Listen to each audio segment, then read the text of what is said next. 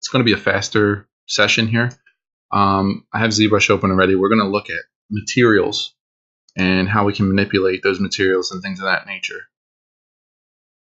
I will be referring to my notes that I kind of jotted down from time to time, but you can go ahead and follow along. So what I would do is, just go to Lightbox like I just did here and just use like a regular sphere is fine.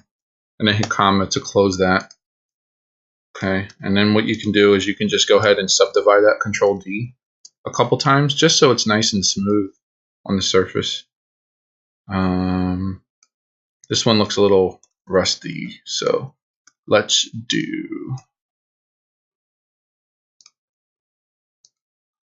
actually grab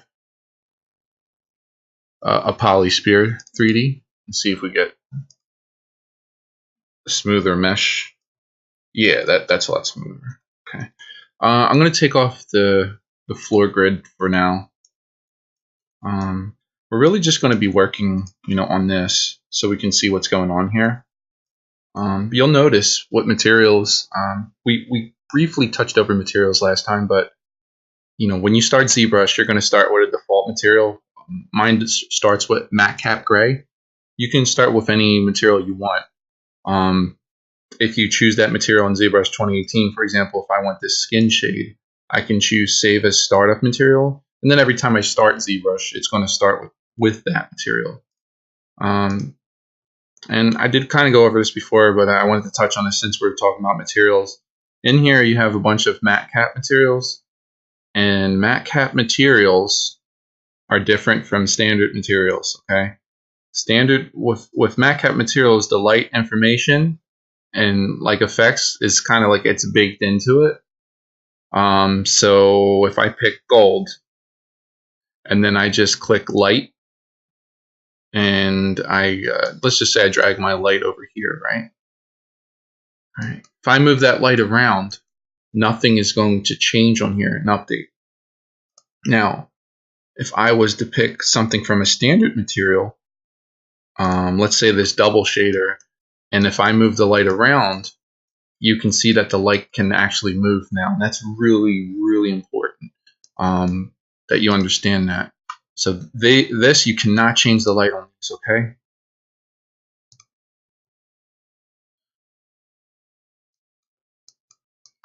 The light information is baked in there.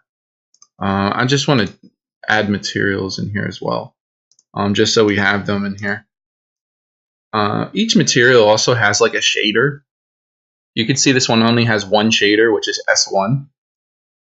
And we have a button here. We can copy the shader. If we like what's going on here, we can actually copy the shader and kind of work with it and everything like that. And then right here, there's a material texture, and that's kind of like why the lighting information is baked in there, because there's a texture on this. I think if we take the texture off, for example, if we took that texture off and then we started playing with things, we probably would be able to, get a light going on here. But what I'll do is I'll show you a good way to start things off, because this actually doesn't have everything that we need in it in order to really control what we're doing. It's missing a lot of things.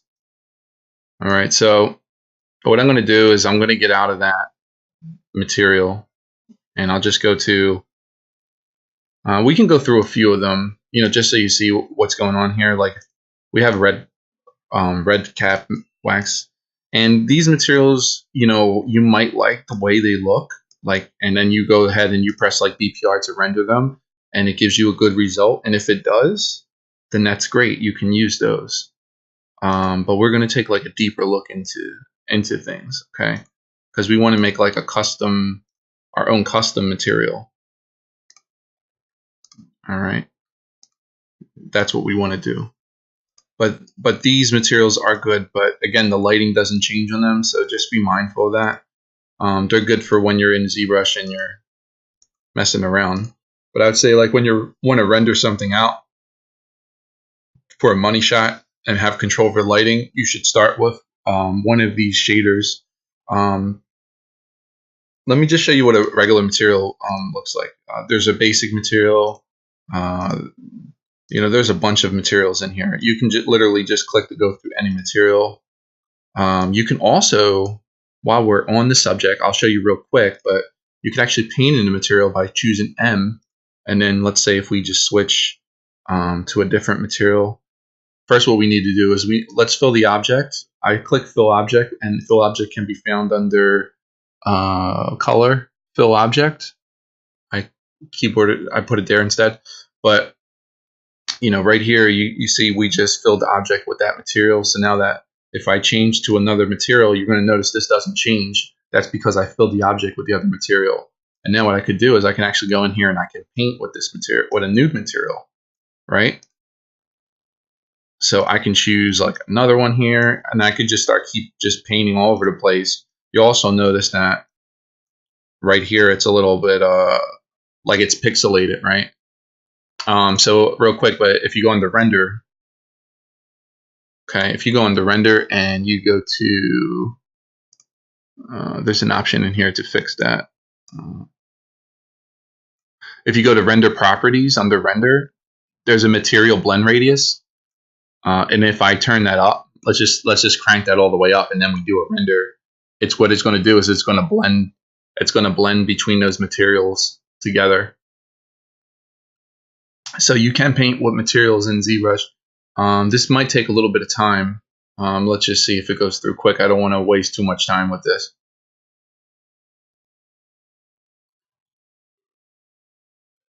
Also, one thing to really notice too, what you're rendering, right here there's an S pixel button, and the higher this is, the longer it's going to take to render because it's trying to give you the best render.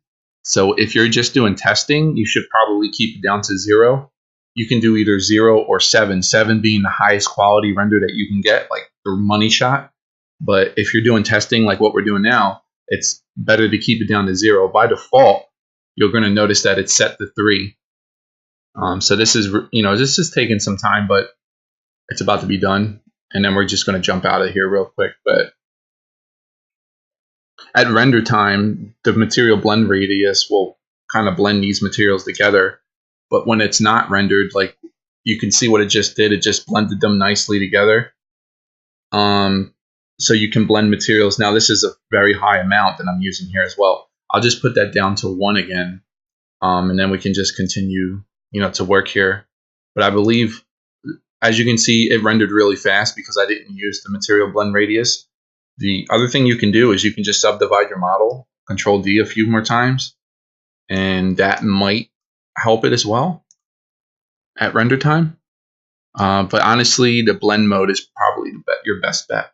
Now, you're going to notice too, like if I want to reset like the material, if I switch to like another material, I can't get rid of what I did, right? It's kind of like baked in there. So the solution to that is something called a flat color. So flat color is like a color with no material on it. So if I just fill object with flat color, and then I go to another like object, I resetted everything. So everything is reset back to default now. And I can go ahead and, go through all the materials again. And again, if I find something I like, then I can go ahead and I can fill object on that material. Now, if I change this again, we're back to the same thing where we can't change the material. So flat color, fill object, okay? All right, so what we're going to look at today is, basically trying to create our own custom material. So we're going to look at a shader. So you're going to see there's a few shaders in here. We have double shade, tri shade, and quad shade.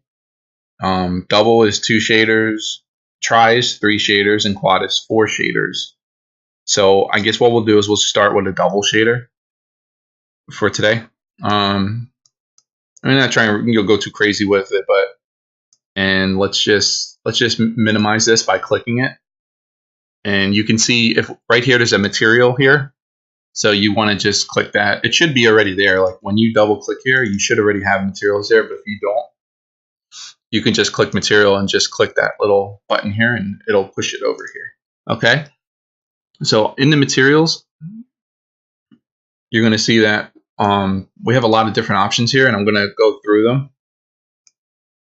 You have wax modifiers, and wax modifier controls like the strength of things. Like it gives like a smooth subsurface scattering look, like a waxy look to something. Like if you look at candle wax, it's not just like one kind of shape, like as a texture. Like there's going to be certain parts of the candle that's going to be lighter than others, and that's what this kind of mimics. So if you turn this on, it won't work until you go to render, and you go to when you go to render, you have to turn on wax preview mode, which is right here. So if I click wax preview, that'll activate wax preview. And just so you know, I mean, render properties is good to have open as well, just so you don't have to keep going to the menu, because render and material go hand in hand. Now, if I click BPR, I'm gonna get like a certain effect going on, things like that, with the wax mode turned on. Okay, so let me just go back here, and so we can raise the strength of the wax modifier, something like this, and then we can go ahead and render it out. And you can see it's getting like this little bit of the edge, and it's like reddish and stuff now. So that's what it's trying to do. It's trying to give it like a skin kind of feeling to it. Okay, so it's adding like that red. All right, so we're going to turn off the strength for the wax modifier for now. We'll re-render it, and you can see it doesn't have that red kind of little soft outline anymore. All right, so that's what that does. Okay, now in here, remember I clicked the double shader, and because I clicked the double shader, I'm going to get two shaders here.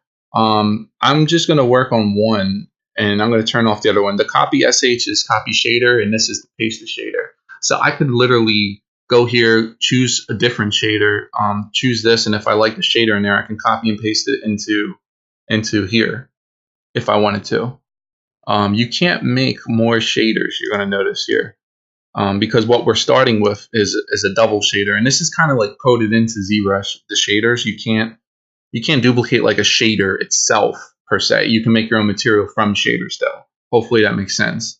But essentially, I'll show you real quick. Let's say we like the way our shader looks. If we wanted to save that shader, well, it'll really save it as a material. But if we want to save it, all we need to do is just go here and go to save, and we can just rename this, anything we want. So I can call it, Let's Learn 3D double shader or something. So I know what it is. What I would suggest too, though, is also that when you save it, you should save it in here. Well, ZBrush recommends that you don't save more than 25 for startup because it could affect performances. So if it does, just take it out of there. But you could essentially put it in your Pixelogic ZBrush 2018 Z startup folder, and anything in a Z startup folder is going to start when ZBrush starts, basically, and then putting it in your materials. You can see I put a custom quad shader today in there. So that custom quad shader that I made is right here, for example. Okay, it's right here. So yeah, so you would just save it and then put it wherever you want. Next time you start ZBrush, it's going to be down here, and you could choose it as a shader. A shader is definitely is a material though, but you can tweak the lighting basically. And a matte cap just means like the lighting information is baked into it as a texture. So you kind of have like less control over these. But if you don't want to mess with shaders and all those things, then you could just grab one of these. You can even grab one of those from the Pixelogic Download Center as well, where you can download materials, which is right here. I'll show you real quick. It's Pixelogic.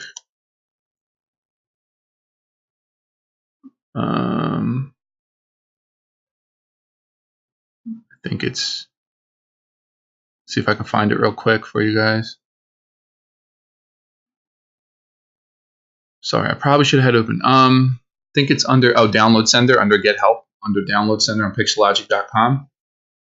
And if you click here, you'll get matte caps. And again, matte caps, like you can't tweak the lighting on that. But there's a bunch of different ones that are already made that you could just use.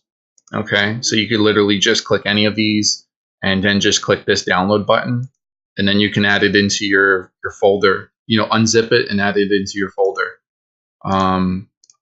wherever you want to save it at.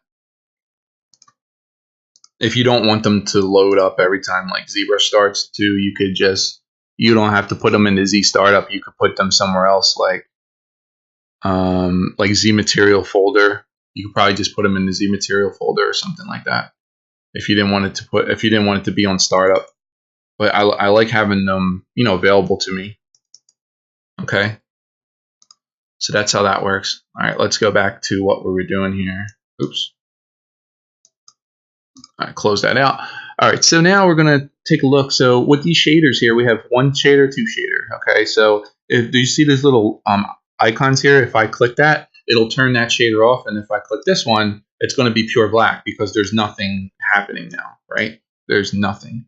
So I'm going to just turn the first one on. When you're making your own custom shader, it's good to just work on one at a time because it's easier to see what's going on. So the first one we have is called ambient, and that controls the amount of ambient light that you have, basically, like the ambient color, which is right here. There's a slot for ambient, so that would control. It should control that. I'm in the wrong shader somehow. Okay, there we go. Sorry, just be mindful. Make sure you're clicked on the right shader. Make sure the other shader's off. But you can see if I bump this up, I'm going to get crazy amount of ambient light, like overkill. So this controls the overall amount of ambient light. All right, and then if you go here to ambient, you could probably choose like, you know, ambient color and tweak things.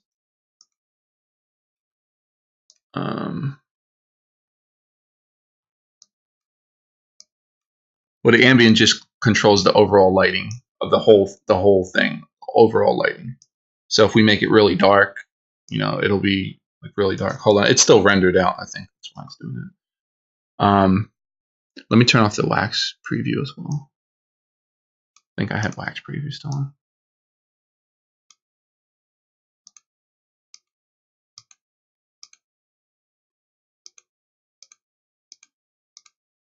Okay.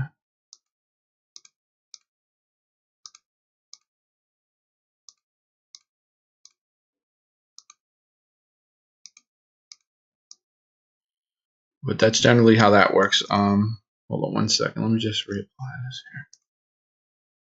Control N.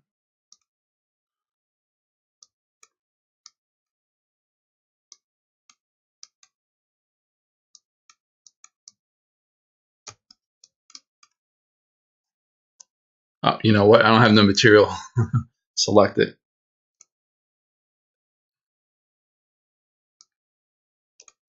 Oh no, I do have a material. I have the double shader select. Let's just reselect the old double shader. I think it tried to like save over to one or whatever, so it's all right. Let's just do quad shader. Is it applied to it? Hold on a second. Okay. I think so. I think I applied a material to my thing, so that's why it wouldn't let me change anything. I'm not even sure how I did that, but now I have to fill object with this material. Okay, there we go. Yeah, so just fill object with the material as well, just to be on the safe side. I think that'll help. Let me just see here. Okay.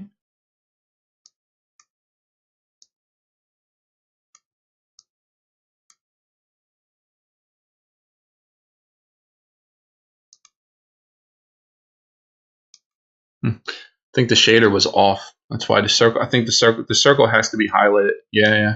Sorry, I always get these confused. I always get these backwards. But if you have a dot, it means it's off. If you have like a circle, like a white circle ring, that means that the shader is on. Okay, so now the shader is on. Sorry about that. I always do that. And diffuse is like the color itself, like the level of the color itself. You can see in the diffuse channel we have black. We don't have anything. So if we select the color, then we should be able to get something. But diffuse is color. I'm not sure why we're not getting anything.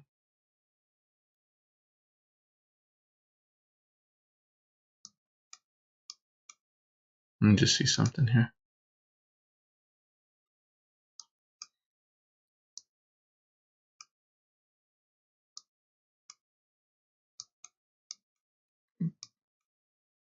That's the diffuse color. But I think I think it's colorized would give us the actual color. The colorized diffuse maybe would give us the color. That one. Yeah, the colorized diffuse is the one that actually gives you the color itself. And this controls the level of that color. So if I dial that down, you see that goes away. But now if I have that color there, it stays. And then we have a curve as well. If I hit reset, I could reset the curve. So I can tweak how the color is on this. You know, if it's wide or if it's tight, you want to put it like right here to hit it. So now only that area is getting color. And if it's a wide, you know, you can hit it like that. And if you want something a little subtle, you want to go more towards the middle. Okay, so that's the diffuse. You can also flip horizontally. You can flip vertically, and you can mess with those settings as well. There's a strength setting here, which makes it like a hard diffuse. Okay, I'm going to reset. I'm just going to reset this. Okay, and there's a few other settings here. There's a tile setting, but that's kind of little, it's a little crazy looking, you know.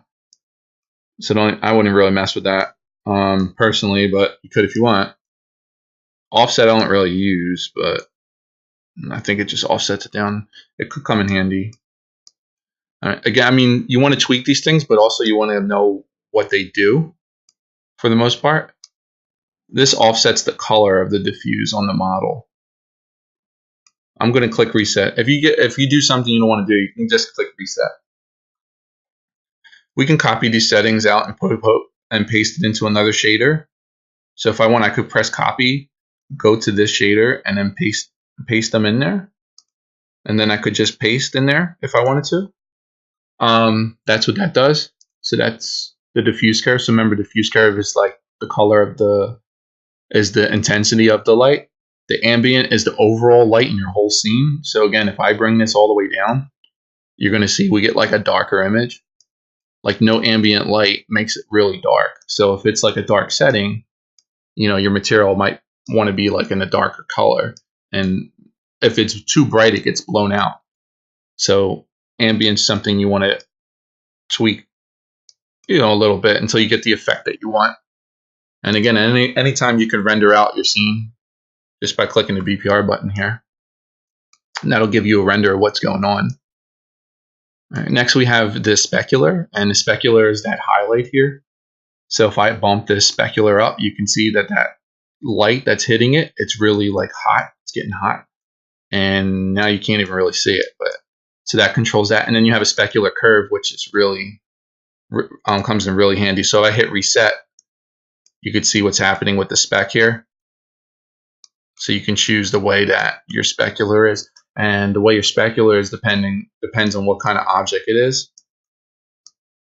Like on that gold look that they had, for example, on that one material, that gold material here, you could see like there's a lighter speck on there. I mean, it's a hot speck, but it's you know what I mean? It's like it's lighter. So here's like a smoother like look color here. And if we add points just by clicking and like pulling up and down, we can get some interesting lighting specular effects. Okay. So I'll just click reset. And usually like you have double shader, you might want to have like one that has a broad speck like this, something broad, and then something that's tight like that. So that's why you have two shaders for things like that. Or you can have one that's like in reverse, or you can do all sorts of stuff. So I'll just put my spec, I guess, like, let's just make a tight spec so we can see what's going on, I guess.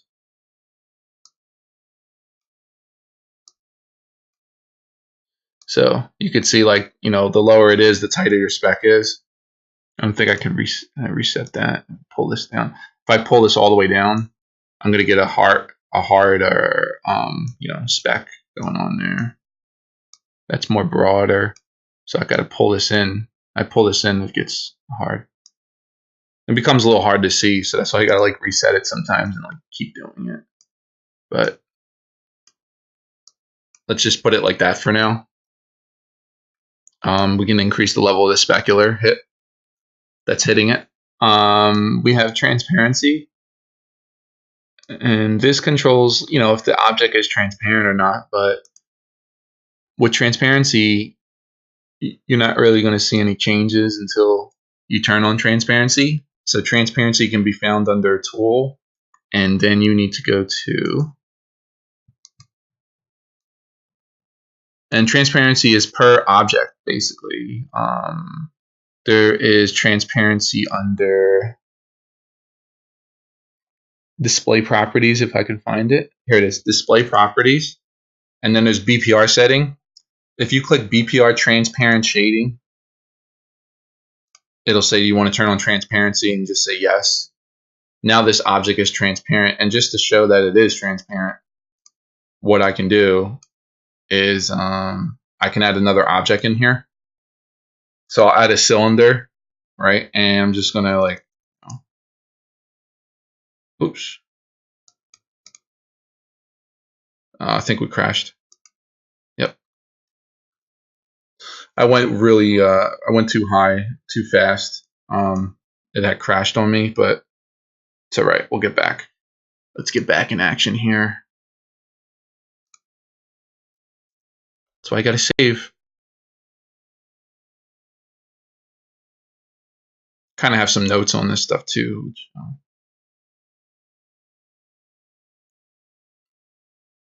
pretty much going over. Let's just give it a second so it'll come back.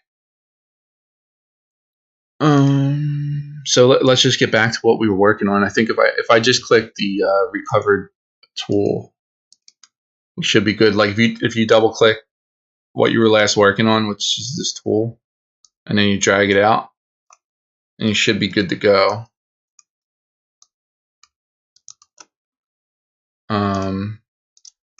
All I want to do is just move this behind here. I just wanted to show you guys, you know, that it was transparent basically. And what we'll do is we'll just assign this a different material, like this blue, I guess. Okay, so I just put that there, and you can see that it's transparent. You see that? The object that's transparent is only the one that we highlighted and that we add transparency. It's a per subtool basis, so you have to add it per subtool, which is the BPR settings, the BPR transparent shading. You have to add that on each subtool that you want to make transparent, and it only shows in render time. In render time, it'll show. And then if you want like shadows and stuff, you can go ahead and crank this up for shadowing, and that'll give a little bit of like a shadowing effect as well with the transparency. Okay, so a material, you know, being transparent, you know, basically it aids in that. But it's like, you know, like fine tuner to fine tune it, like different settings and stuff. Let me just go back to that shader that we had because I definitely don't have the right one on. Hold on a second. So to get our shader back, we should be able to go, I think, was it double shade one? I don't even remember what it was called. Oh no, I think I called it Let's Learn 3D, but I didn't save it into I didn't save it to, I saved it on the desktop. You can see I can load in materials too by clicking load. So I just loaded that material back, and let's just see if that's working. So I'm going to turn this one off. Now we have this one. Yep, and this is working.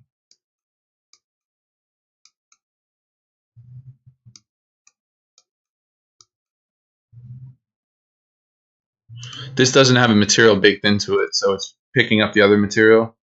So I'll just give it this gold, but I'm going to fill material object with that gold so that this is clearly something different and it's not in our way. Okay.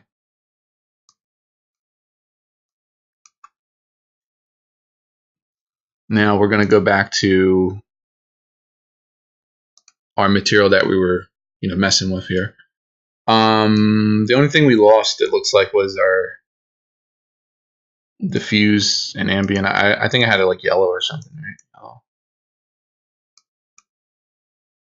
So it's okay. We'll just get this back real quick. So, I'm in the wrong one again. I'm in the one that's off. So I only have one shader on right now. All right, so we're gonna go back and see if we can get this working again. I don't remember if I had ambient color on there or not. I think I did. But the colorized diffuse is what actually gave us that color, from down here. So any color we put down there is going to come up over there. And okay, so what we were up to was the transparency. And there's a transparency curve, and that's like, how transparent is the object? Is it transparent all the way through? Or is it just the outer region is transparent? Which part of the object is transparent? So that's how that curve works, with the transparency. I think if we do it tighter, maybe we might get different results. But that's pretty much how the transparency works. So I'm just going to turn transparency off for now. So we'll just take that off in the display properties, and I'll just bring this transparency down to 0. And I'll just reset this curve. So we're just gonna, get rid of the transparency for now. You can click this little close button to close these out if any of them are open in your way or anything like that. Okay. So next we have reflectivity, and that's how reflective an object is. Okay. So, and there's a curve for the reflectivity as well. So what part, how much of the object is reflective, how much is going to be reflective, basically. It's going to be like the whole thing. And the reflectivity, you have to add in a texture so that it can reflect off of the surface. Otherwise, you're not really going to see, what the reflectivity is able to do. I'm just going to save this out. Just because it crashed, and I just want us to be able to, not be interrupted if it crashes again. But so right here, you can load in a texture, which will load it on here. There's a few that ZBrush comes with already. In this slot right here, you can choose a few, or you can add in your own. You can import in your own thing to reflect as well. So if I want to import, my Let's Learn 3D icon, I can reflect that on the surface, and then you can go ahead and do a render, whatever, and see how it looks. But that's how reflectivity works. So it's how reflective an object is. The noise just gives you general noise. So if I bump this up, you can see it gets noisy. But I personally don't use this noise. If I want noise, I'll use... this is non-destructive noise on the material. It's just not something I generally use. If I want to make a material look a certain way, if I want to make it, I usually put the noise in the subtool for the most part, but I guess that's up to you what you want to do. You could just use a noise maker and put the noise in that. So, for example, I'll just do one real quick, but I don't think I'm going to apply this one. But if you do surface noise, you see how it has a noise, off the bat, it already has a noise to it. I like that effect better than the other effect. And then you can see how it looks at render time. All right, so we're getting kind of like a, what do you say, like a glossy effect, I guess you would say. So that's how that works. Let me just go off of this. Let me just go back to ZAdd. It kind of looks like an optical illusion too. Is it really moving? You don't know if it's really moving until you kind of draw on it. If I kind of just take my move brush and just hold Alt and pull out, maybe on a surface, then you can clearly see that, what's going on here a little better.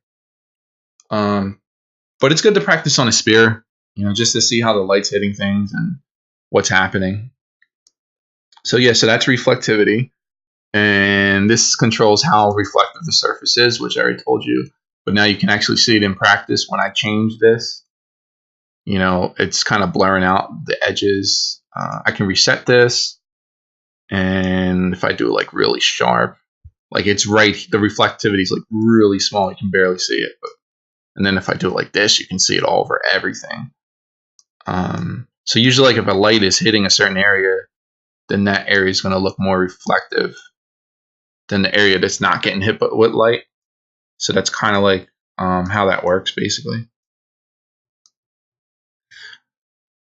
Okay, the metallicity is basically how metallic is the object. The level of is the object metal or is it not metal?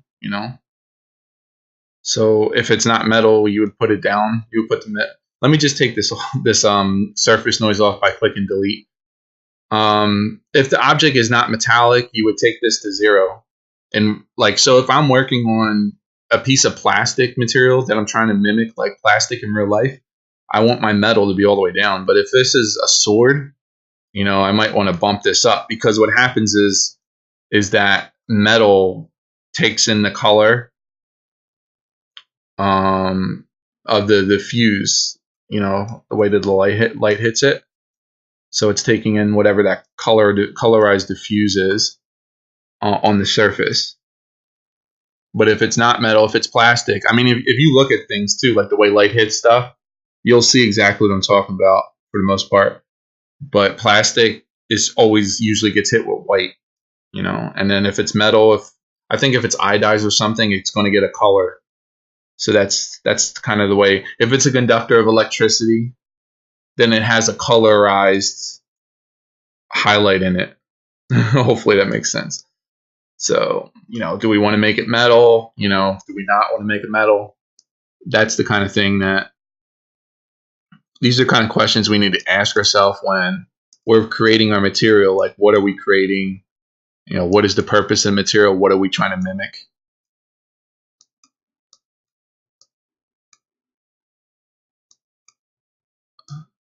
It's getting a little busy. I'm going to turn on the reflectivity because it's getting really busy. Oh, you know what? That turns it all the way. We got to turn it to 0 in order to turn it off. Okay, so we'll just turn it like 5 maybe. Now it just has a subtle reflect. Now, but as you can see, the surface, it looks metallic, right? And the reason it looks metallic is because my metallicity is up to 70. But if we take that off, I mean, it still kind of looks metallic.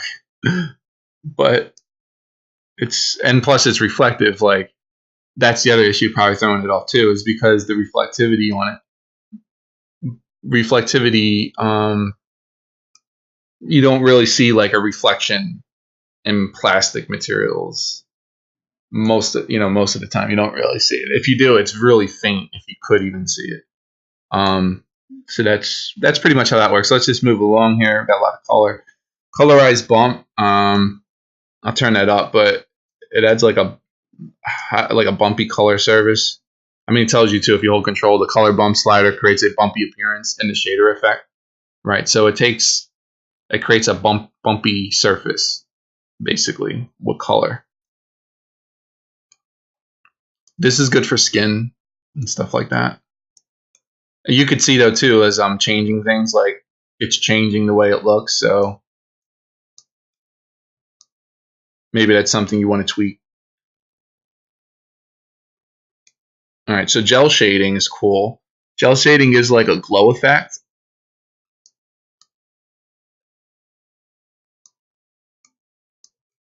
All right, and again, if you hold down control, it'll tell you.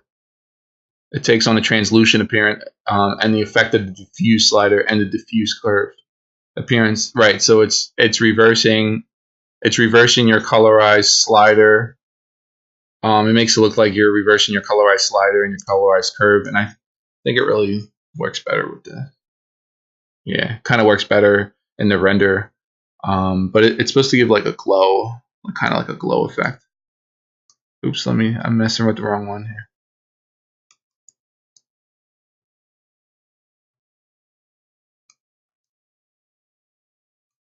And this is without the gel shading on. This is with the gel shading on, depending on what you're going for. I think the spec needs to be a certain color too, maybe. But don't quote me on it. Let me see. Try and see if we get a different result. Okay.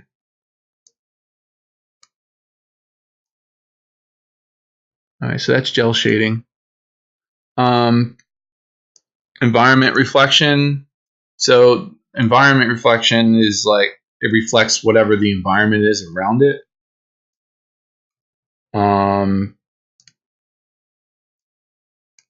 And I don't know. I think this might only work at render time, but I'm not sure. I don't even know if we're going to see any change. Maybe we hit it from the other side. Like, would it reflect the other thing? Maybe. No, it doesn't really reflect that. Let me double check because I don't use it too often. The environment reflection slider determines the strength of the shader's environmental reflection. Yeah, different from its reflectivity. This effect is applied uniformly to the entire surface. Right. Environment reflection is only viewed in best preview render. Okay. And the render palette, yeah, you can specify kind of environment attributes. Okay. So some of these options too, they won't work unless you're actually render them out. Which is why I say it's good to have the render open too, because you know, for this it's saying that you got to use best render. So if you go to render, you choose best, you're going to get the best render that you can get.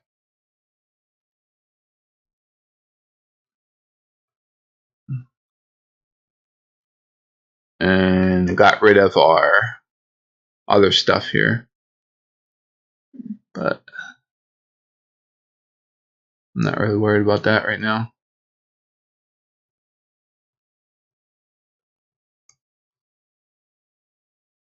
And then right here, there's environment. So you can turn on environment.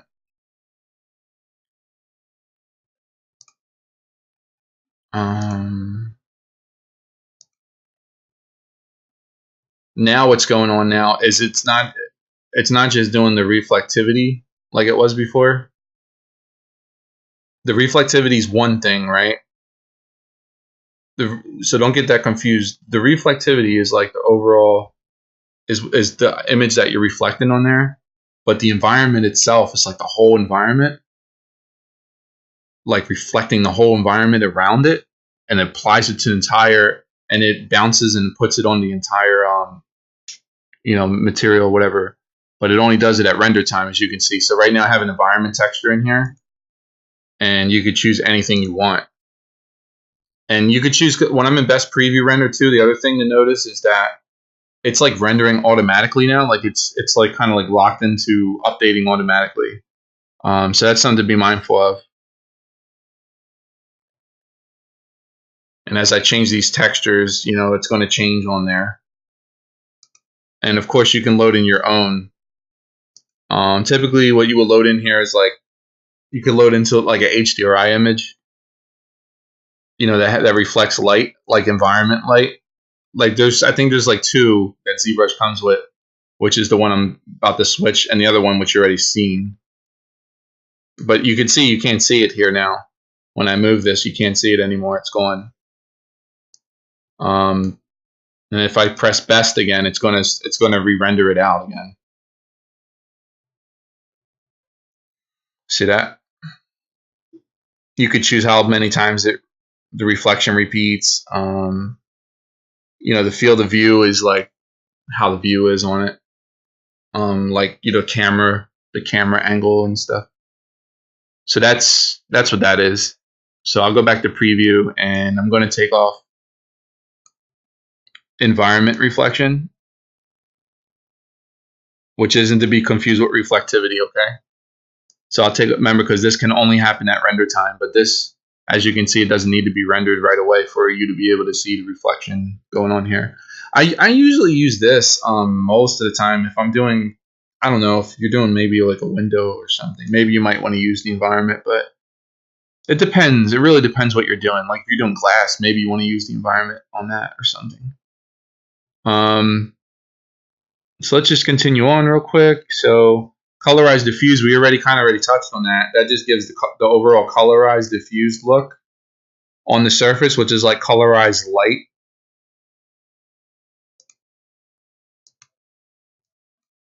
This is material, so this is like a colorized light for a diffuse. Okay. And then we have the colorized specular, and that is like, you know, what color is the spec. So the spec is set to green right now.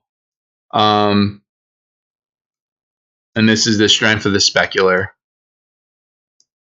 And then on top of that, we have the metallicity of it. So if I take the metal off, that green's going to show through. If the metal's on, you're not going to see that green color that I'm applying. Okay, so be mindful of that. So the colorized specular is not going to work if your metallicity is all the way up.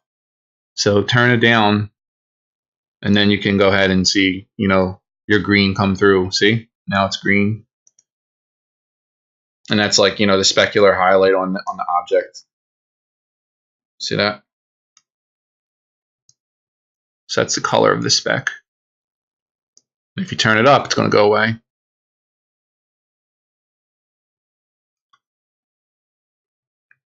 So that's what that is. The high dynamic range, it controls, it tweaks like the overall light in the scene. Like if I bump this up, it's going to get really bright, like crazy bright. All right, so like if you do intense, you're just going to see white. Because if there's nothing but pure light, it's just going to turn everything white. So this can give you, you know, it can give you a good hit on something. Like maybe if you were doing, I don't know, if you were doing eyes or something, maybe. Or you're just trying to really bring attention to something. It could give a cool effect, though. It's one of the, I don't really use it too much. Use it sparingly if you use it. There's more realistic effect without it. And we got colorized ambient, and this is like the ambient light. The ambient light's this red right here, so it's like, it's kind of like wrapping around it. See that? See how it's changing red? The dark area is like it's all red now. So we colorize the ambient light as red, and red's like a dark color, so it's not really going to be bright. But I think like if we do like a green, maybe it might be brighter. We turn down the colorize a little bit. And again, these are settings you can just play and tweak to your liking to get something, whatever, you know, you're trying to get material-wise. The I can never say it, anisotropic diffuse and anisotropic specular is good for the diffuse of like the subsurface scattering. Like if you were doing like skin, the diffuse skin, the color of the skin, and then the color of the spec. Color of spec would usually be blue in skin.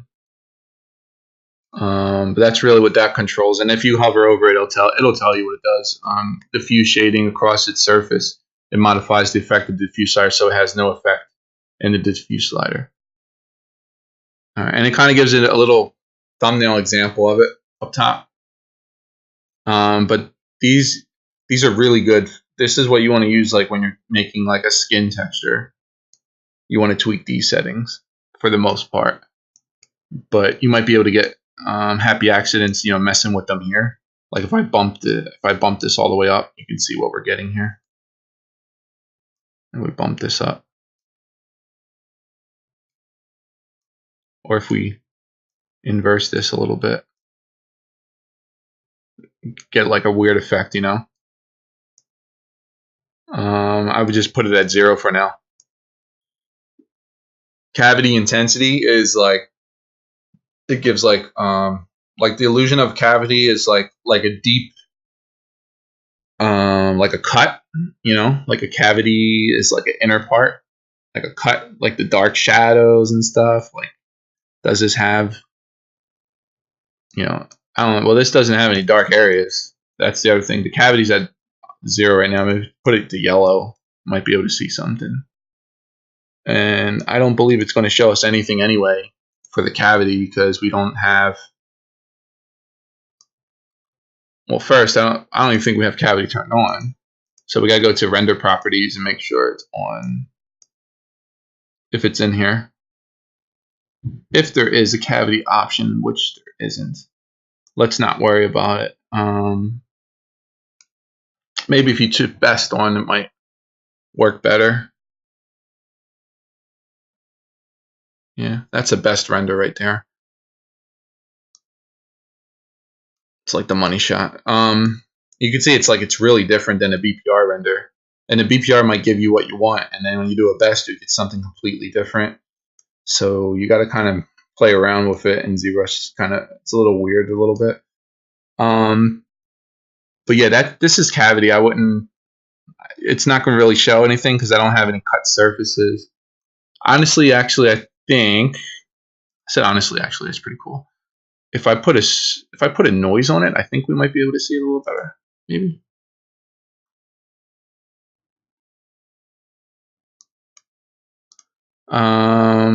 Let's give it like a purple color, and I'm not even sure if it's going to show up. I don't really see anything. Cavity colorize. Let's bump the cavity colorize all the way up. And the intensity all the way up.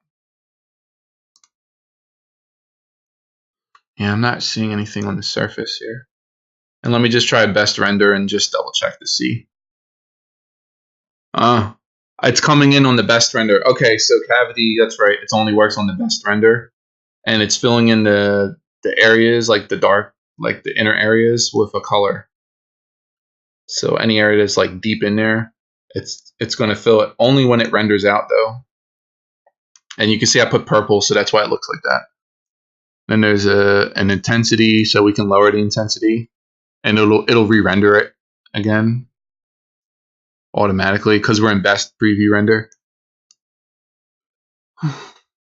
And we see if we can get a more natural effect. I don't usually use this setting, to be honest with you, but you can get some cool results with it nonetheless. But you can do a cavity mask and masking and paint, like in poly paint, and paint in the color if you wanted to as well, which is the way most people do it. But you do, excuse me, you do have that option.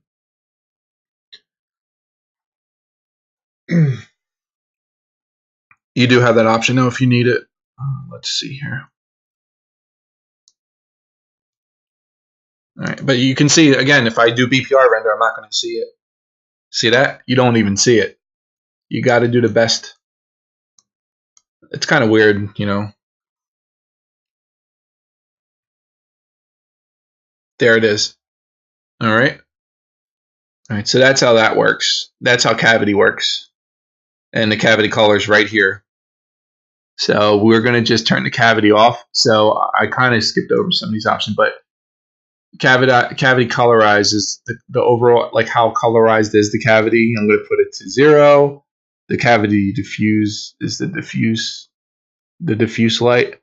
And this is the specular of it, like the shine of it. And then we have the cavity intensity, which is the strength of the cavity itself, which we're going to put to 0 right now. How strong is it? And then we have the cavity radius. What area does the cavity cover? Like how much of an area does the cavity cover in radius? That's what all those do. Okay. Next is occluded ambient. This affects like the ambient light, I think. Yeah, this affects like the overall ambient light of it, which you're not even going to see. I don't think you're going to see it unless it's, yeah, you're not going to see it unless we render it out. You could see it in the preview here, but let me just choose best, and yeah, you see that? You see it now. So that's like the overall ambient light. That's how that works. And that only shows in the best render. So that's what included ambient is.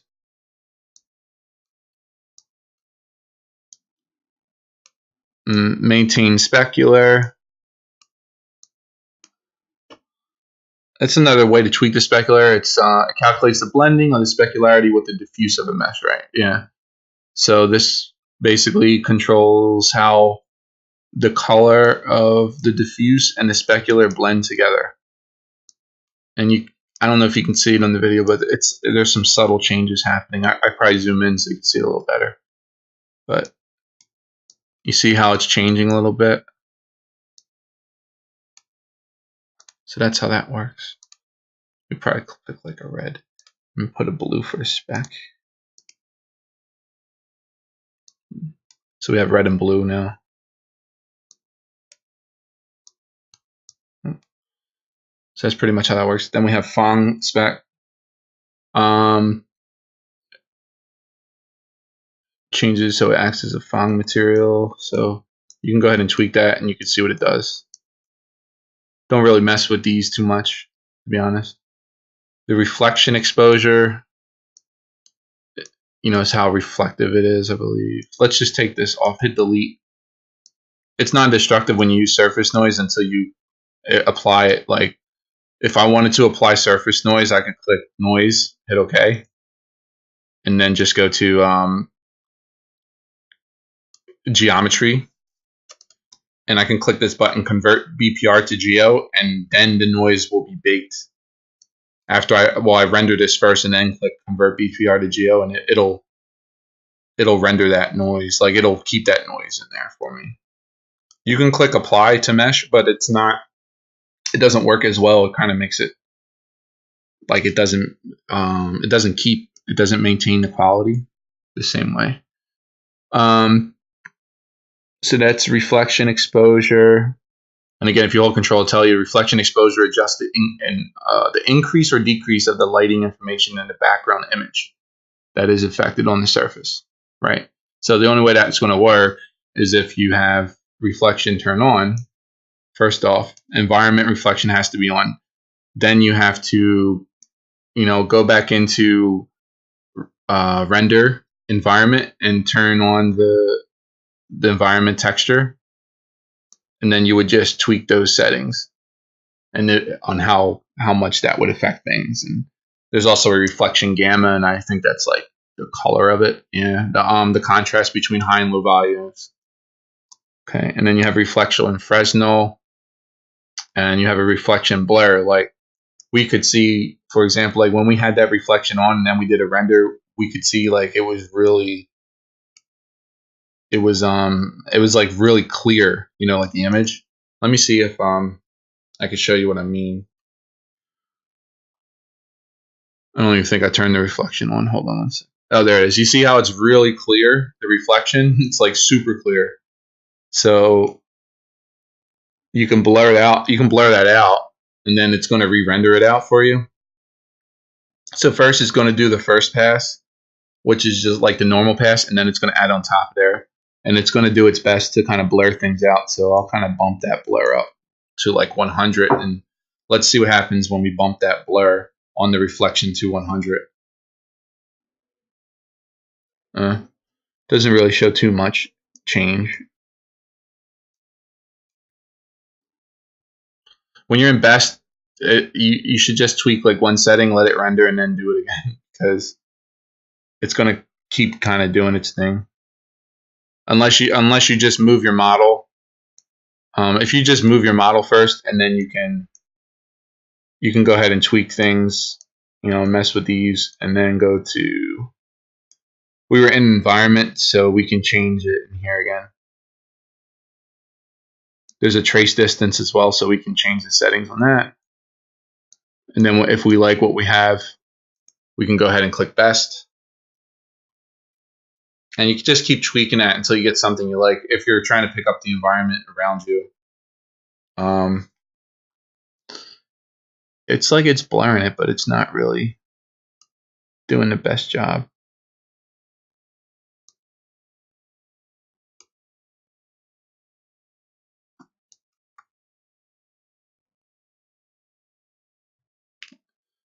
And then like I said, on best, it wants to keep re-rendering everything a billion times. Let's lower the environment reflection. And let's retry this one more time and see if it looks a little better.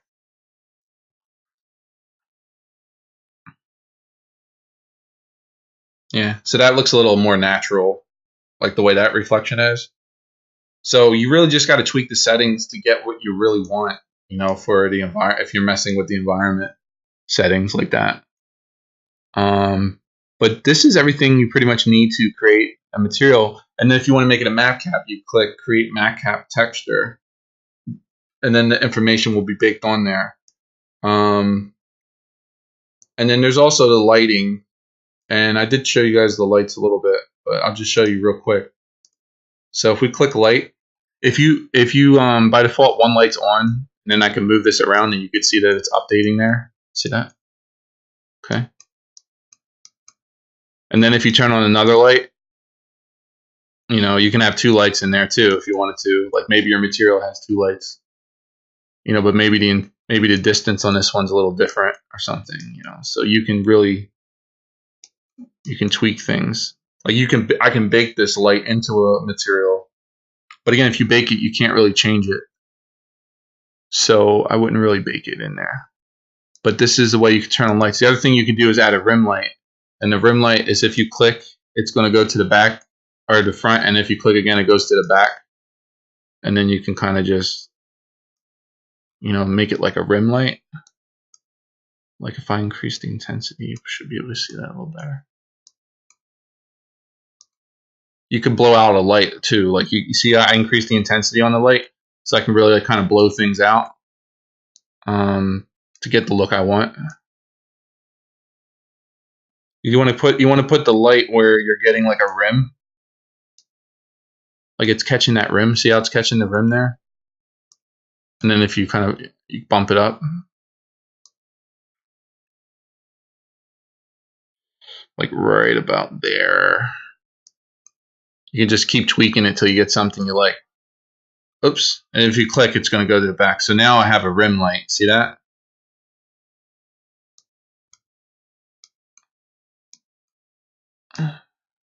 So if we go back in the middle, we're going to get more like a rim light. And then we can render it out. So now we have two lights on there. Looks a little cool. The other thing too is let's see, with this material that we're making, right? We have one shader on right now. We can go ahead and put on the second shader, and it's going to change. It's going to, you know, change things a little bit.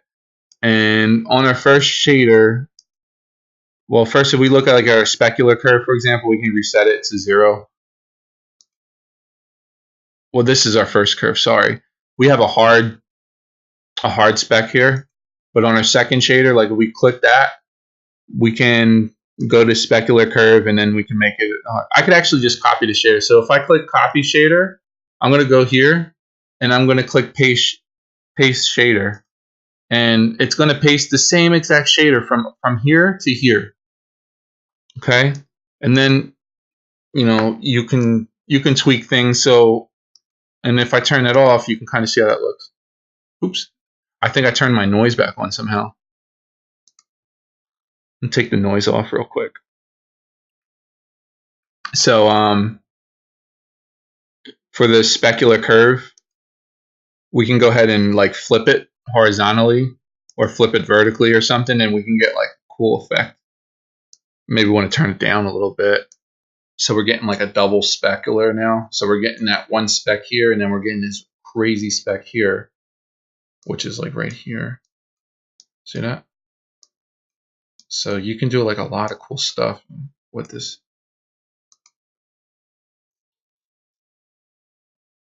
And then render it out, you know, when you're done or whatever. Want to make it a little tighter. You could probably turn down the ambient to get it like to make it a little darker looking. If the spec's too high, we can lower that or raise it, whatever we want to do. And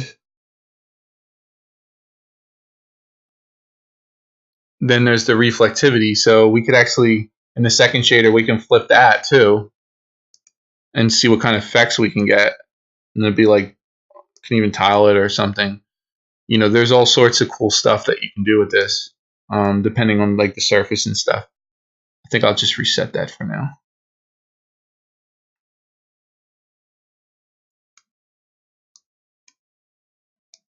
Yeah, so you can blend like two different things on top of each other. I could even change this logo and make it like a star or something instead. And then, where's the reflectivity at?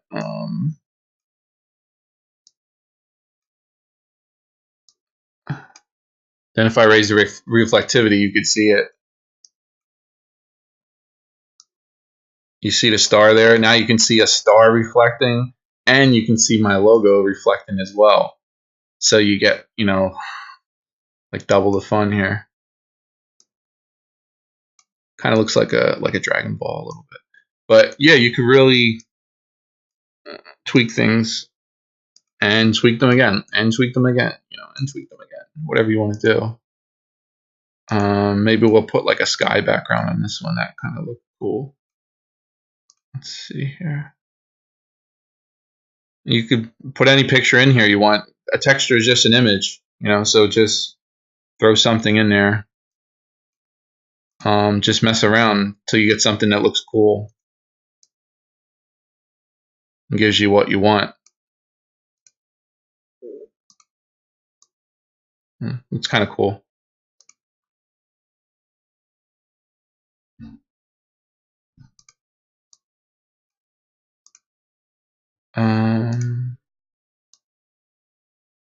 It's interesting.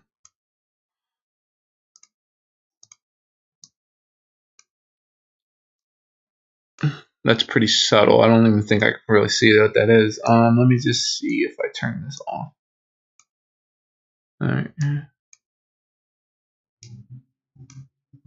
Yeah, you can barely even see what it is, but so yeah, so you can make when you're done, like, and you like I said, you like your material, you can go ahead and save it. And again, if I save it, I can just click save, and I could just call it. I'll just call it that. Let's learn 3D double shader. Now I have that material. I can load it in, or I can put it where I showed you in the file for startup. You know, and every time I start up, I can go ahead and use this material now that I created it. The other thing you can do is create matte cap texture, and then you would take the texture and you put it on your material, and that should bake the lighting in there. Well, I didn't bake it though, but I do it the other way. I like saving it as a material so I can always change the lighting if I want to later on.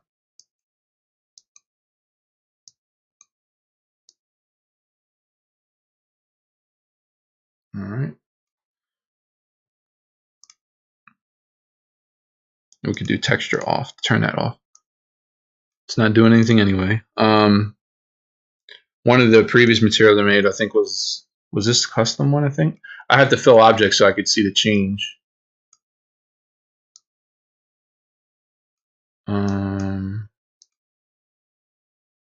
It's a custom quad. Make sure you're in M and then fill objects. There we go. This was just another material. I think this was the one I was working on before. Let me see. But so materials are fun, you know. This one has 4 shaders in it because it's a quad.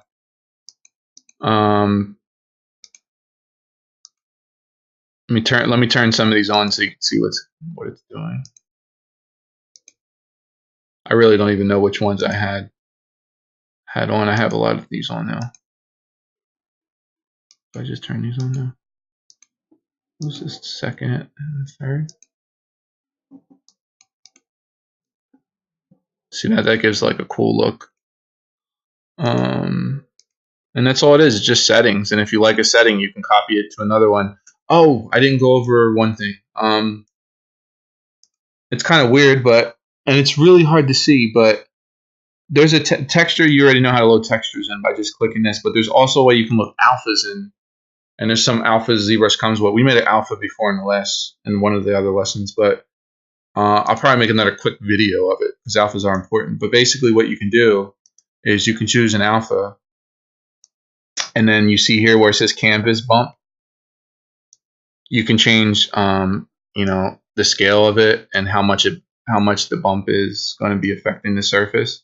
So you can get a material that looks like something else. So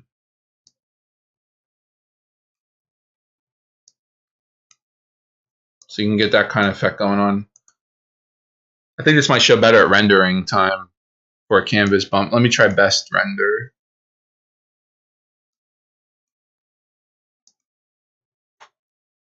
Yeah, you have to do a best render to see what it does, but you can see what it's doing on the surface is it's giving the illusion that it's kind of bumping the surface. And this could be good for a lot of things without actually affecting your geometry. So it's pretty cool. So canvas bump. I'll change it to something else just so you can see it in practice here. If I change it to the stars, you see it changing to the star now. Let's change it to this here.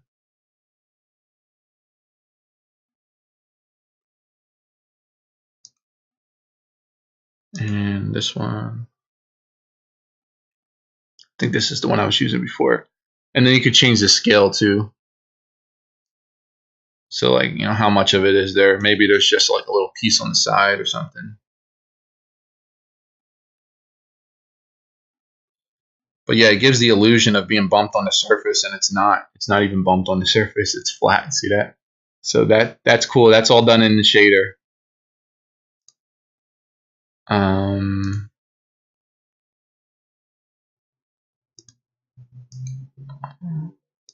Now this shader has some craziness going on. I don't know what's going on here.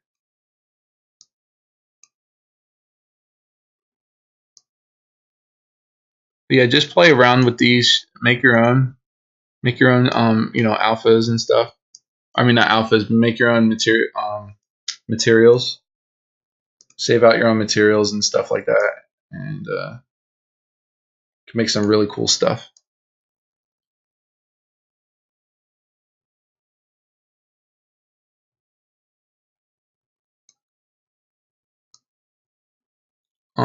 And that's pretty much it for this lesson. The next one, what we'll do is we'll go over how to do more like advanced render settings and stuff like that, and try to help you guys understand rendering in ZBrush.